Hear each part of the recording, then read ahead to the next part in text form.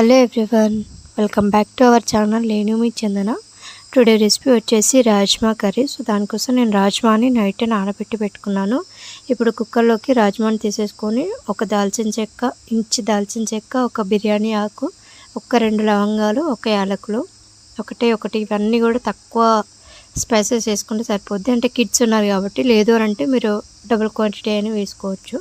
So నేను అవన్నీ వేసుకొని తగినంత ఉప్పు వేసేసుకొని కుక్కర్ పెట్టుకున్నాను విజిల్. అందులో వాటర్ కూడా మనకి రాజ్మా మునిగి పైన ఇంచు వరకు వాటర్ ఉండాలన్నమాట.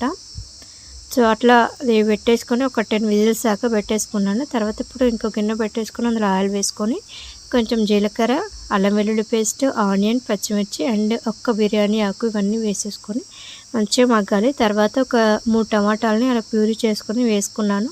ఇప్పుడు మూత పెట్టుకొని అందులోంచి ఆయిల్ బయటకు వచ్చేంత వరకు మగ్గించుకోవాలి. ఇలాగ ఆయిల్ బయటకు వచ్చిన తర్వాత ఇందులోకి సరిపడినంత కారం, ఉప్పు వేసుకొని ఒక టీ స్పూన్ ధనియాల పొడి కూడా వేసుకొని మంచిగా కలుపుకోవాలి. ఇప్పుడు మళ్ళీ మూత పెట్టుకొని ఆయిల్ సపరేట్ అయిన తర్వాత మనం ఉడికించుకున్న రాజ్మాని వేసేసి అందులో ఉన్న వాటర్ తీసేసి వేయాలన్నమాట. ఆ వాటర్ కూడా మళ్ళీ ఇప్పుడు మనం యూజ్ చేస్తాము.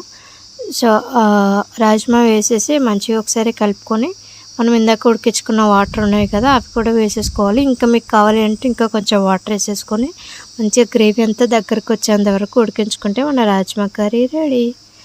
చాలా సింపుల్, కాకపోతే అవి విజిల్స్ రావడానికి ఎక్కువ టైం పట్టిద్ది అంతే. దానికి కాంబినేషన్ జీరా రైస్, గీ రైస్ కానీ, లేకపోతే ఇలాగా నేనైతే రాజ్మా వేసేసి ఇలా బగారా రైస్ లాగా చేశాను.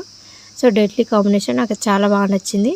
ఈ రెసిపీ మీరు కూడా ఒకసారి ట్రై చేసి చూడండి, చాలా నచ్చుతుంది.